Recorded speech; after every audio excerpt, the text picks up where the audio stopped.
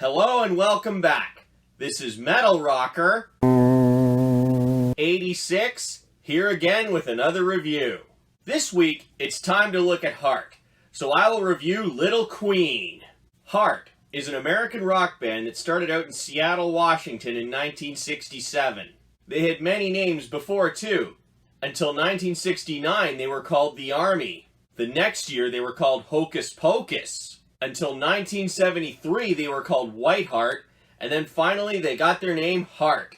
Their genres include rock, hard rock, folk rock, pop rock, and glam metal. They have gone through a few different band members and released 15 studio albums to date. Little Queen is one of them. On to the album.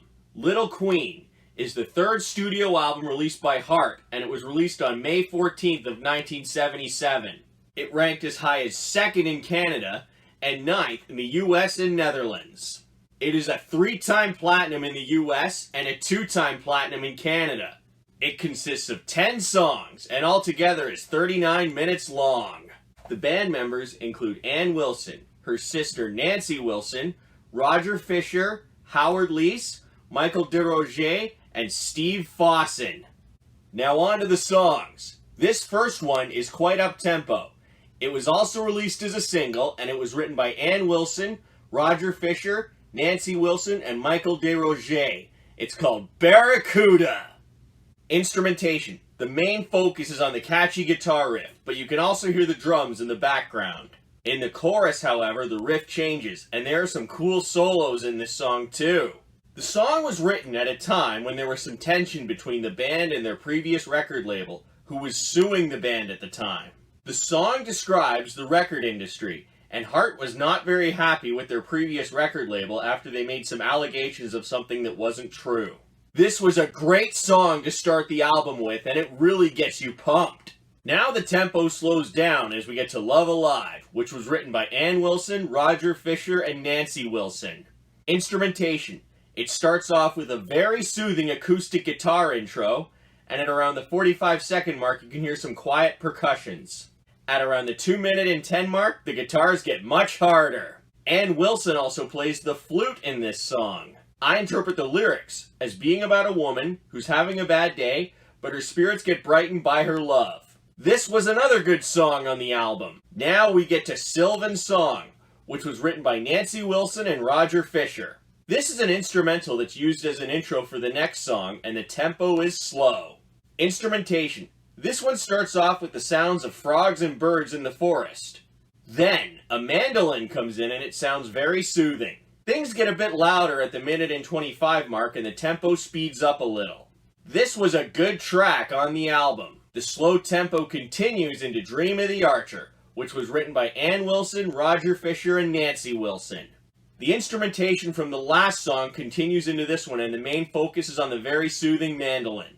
I interpret the lyrics as being about a quest that will never end. There are also some references to the Misty Mountains and Mirkwood Forest from The Hobbit, as well as Gandalf's line, "Keep to the path." This was another good song on the album. Now the tempo speeds up as we get to my favorite song on the album. It was written by Ann Wilson. It was also released as a single. It's called Kick It Out! Instrumentation. The guitar is the main focus in the intro and chorus, and it gives off great energy, and there are some bass and drums in the background. In the verse, however, the guitar gets much quieter. There is also a part with a piano in this song, and I really like the solo too. I feel like the lyrics describe a woman who all the guys are going crazy for, and she is encouraging them. This was an amazing song on the album. Now the tempo slows down as we get to the album's title song. It was also released as a single. It was written by all the members of the band. It's called Little Queen. Instrumentation. The main focus again is on the guitar in this one, and it kind of reminds me of the instrumentation from Pink Floyd's Another Brick in the Wall Part 2. You can also hear the bass and drums in the background. At around the 2-minute mark, the instrumentation changes. It still reminds me of Pink Floyd, but this time it's a mix between Hey You and Goodbye Blue Sky. At around the 3-minute and 20 mark, the instrumentation from the first part returns. I interpret the lyrics as being about a young person who's overwhelmed by being famous, but there's someone who's going to be there for that person when they need it. This was another good song on the album. The tempo is still slow as we get to Treat Me Well. It was written by Nancy Wilson, who also performed the vocals. Instrumentation. This one consists of a very soothing acoustic guitar with some background bass and drums. For a little bit, there is a grand piano in this song too. I interpret the lyrics as being about a woman who wants her lover to treat her like he should. This was an okay song on the album. Now the tempo speeds up as we get to Say Hello. It was written by Ann Wilson, Roger Fisher, and Nancy Wilson. Instrumentation. It starts off with the sounds of a casino. Then the guitars really steal the show and become the main focus of the song.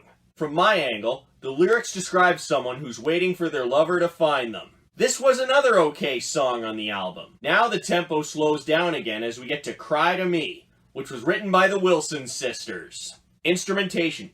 The main focus in this one is on the very soothing acoustic guitars. I interpret the lyrics as being about someone who's trying to cheer someone up who's going through hard times and wants them to let out all their feelings on them. This was another okay song on the album. The tempo is still slow as we get to the final song on the album. Go On, Cry. It was written by Ann Wilson, Roger Fisher, and Nancy Wilson. Instrumentation. Again, the main focus is on the soothing guitar. The drums don't come in until the 1 minute mark when things get a bit harder. This one also gives off a Pink Floyd feel. The lyrics in this song are only Go On, Cry, and this was an okay song on the album. So what did I like about this album? This one was not bad. The songs were mostly well written, the instrumentation sounded really good, and so did the vocals. There are a few changes I would have made to this album. One, with the song ordering, it was too front-loaded. And two, I would have gotten rid of the sound effects at the start of Say Hello.